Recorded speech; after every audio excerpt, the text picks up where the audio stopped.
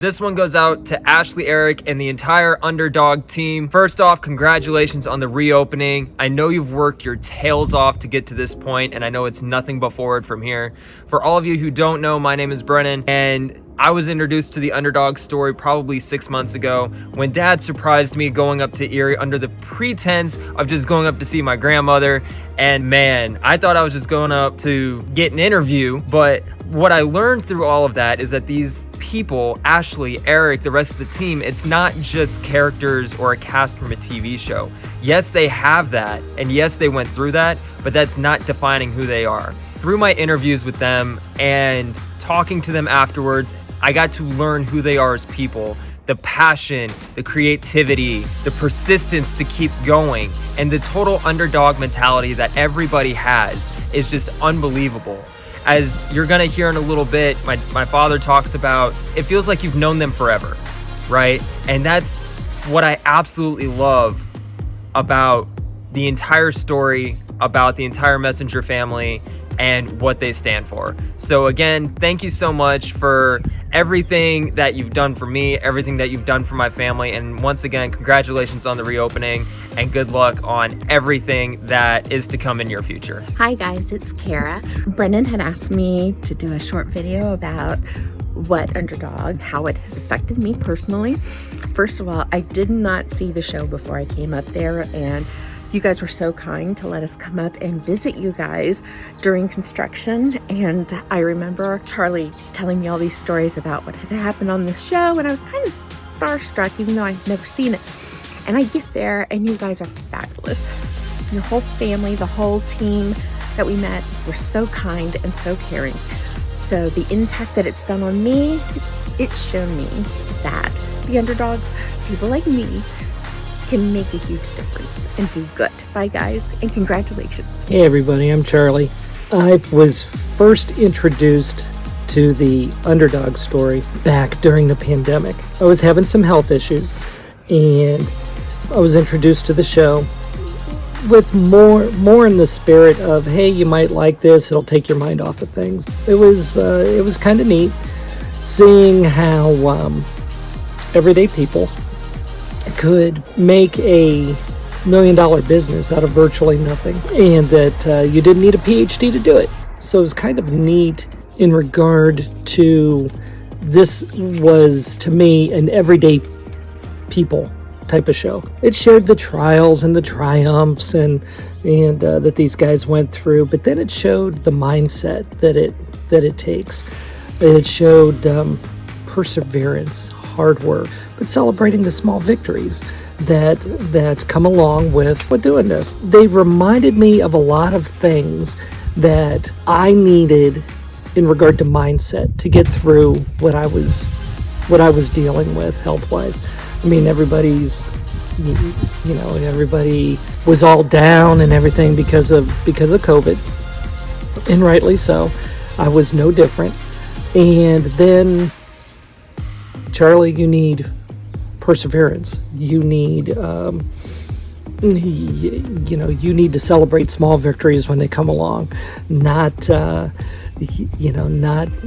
dwell in what you're still facing. That kind of thing. So it was very important to me, or it became very important to me in that vein.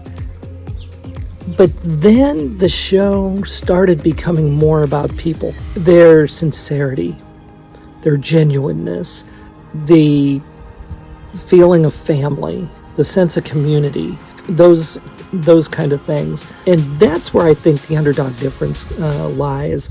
Yeah, the food, food will speak for itself, but it becomes about the people, not necessarily the making of a business. Ashley, Eric, RJ, the rest of their crew, from the time that I first met them, they made you feel like you always knew them. They made you feel like you wanted to be a part of it all, a part of the experience. And that's when I kind of remembered that anyone can put in the work. Anyone can make a business successful. but it's the feeling of genuineness. It's the sincerity. It's the feeling of community, that we're here, not just for us. We're not just here as a business. We're here for the community. I think that's what makes the Underdog story the true story that it is. I just want to congratulate you guys on everything that you've done. Your community should be proud of you, and keep up the good work. I'm often pulled into conversations about, was it real? Yes, of course it was real.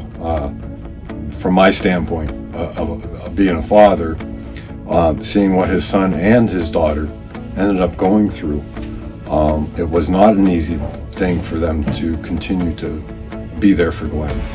It was there were personal struggles, interpersonal struggles, but they were committed. They felt a loyalty to Glenn. You know, they had gone so far with him already. They were going to see it through.